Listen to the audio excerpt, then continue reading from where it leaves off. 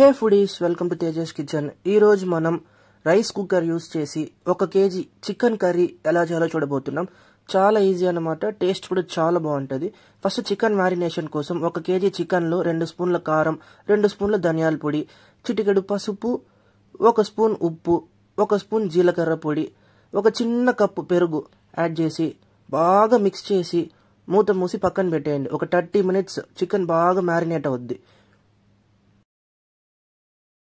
ఇప్పుడు స్టవ్ మీద కుక్కర్ పెట్టి అందులో 5 స్పూన్స్ ఆయిల్ యాడ్ చేయండి. ఆ తర్వాత హోల్ బిర్యానీ స్పైసెస్ ఇందులోకి యాడ్ చేసిన తర్వాత 1 స్పూన్ పెప్పరు, 1 స్పూన్ జీలకర్ర, 4 పచ్చిమిరపకాయలు సన్నని తరుగు, తర్వాత 10 తెల్లగడ్డపాయలు దంచింది ఇందులోకి యాడ్ చేయండి.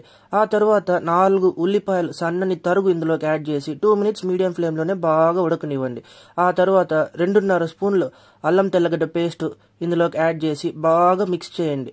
ఇప్పుడు 3 టమాటాలు మిక్సీలో ప్యూరీలా కొట్టుకొని ఆ మిశ్రమాన్ని ఇందులోకి యాడ్ చేసి 5 minutes మీడియం ఫ్లేమ్లోనే పచ్చివాసన పోయేంత వరకు బాగా మగ్గనివ్వండి.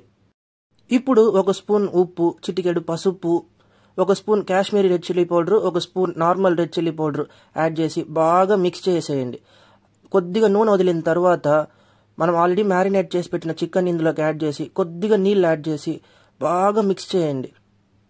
ఇప్పుడు కొద్దిగా కొత్తిమీరతో గార్నిష్ చేసి మూత మూసి 20 minutes మీడియం టు హై ఫ్లేమ్లో బాగా ఉడకనివ్వండి. మధ్య మధ్యలో మూత తీసి అప్పుడప్పుడు కలుపుకుంటూ ఉండండి. ఇప్పుడు 20 minutes తర్వాత ఇలాగ చికెన్ బాగా ఉడికి నీళ్లు వదిలిన తర్వాత ఒకసారి మిక్స్ చేసి 1 గ్లాసు వేడి నీళ్ళు ఇందులోకి యాడ్ చేయండి. వేడి నీళ్ళు యాడ్ చేసిన తర్వాత ఒక ఫైనల్ మిక్స్ ఇచ్చి కుక్కర్ మూత మూసేసి 2 విజిల్లు వచ్చేంత వరకు బాగా ఉడకనివ్వండి. హీట్ వచ్చి హై ఫ్లేమ్లోనే ఉండాలి.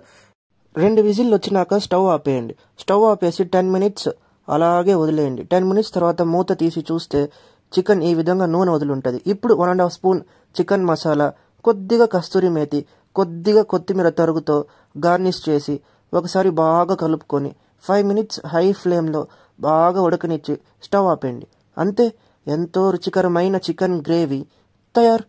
మీరు ఈ చికెన్ గ్రేవీని వేడి వేడి అన్నంలో కలుపుకొని తింటే రుచి అద్దిరిపోద్ది.